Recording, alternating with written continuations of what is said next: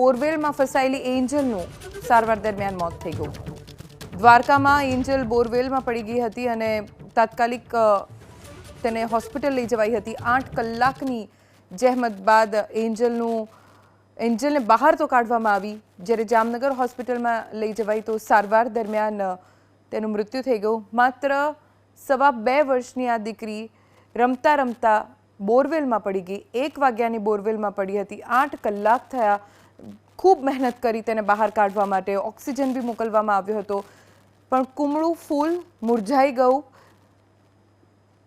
હોસ્પિટલમાં સારવાર દરમિયાન તેણે દમ તોડ્યો છે।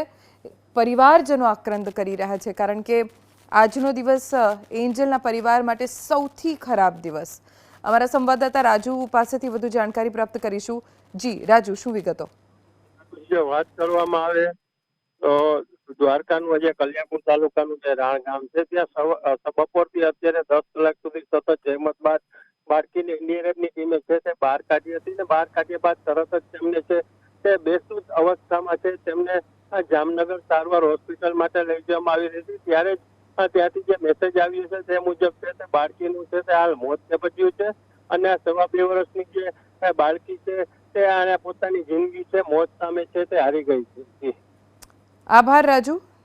સારવાર દરમિયાન એન્જલે દમ તોડ્યો, 8 કલાક સુધી જજુમી, પણ જ્યારે બહાર નીકળી ત્યારે તેની હાલત ગંભીર હતી।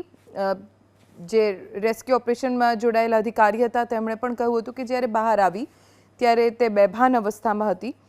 એમ્બ્યુલન્સ અદ્યતન હતી, તાત્કાલિક તેને પ્રાથમિક સારવાર પણ મળી રહી, હોસ્પિટલ પણ લઈ ગયા અને ત્યાં સારવાર દરમિયાન દીકરી ન બચી શકી।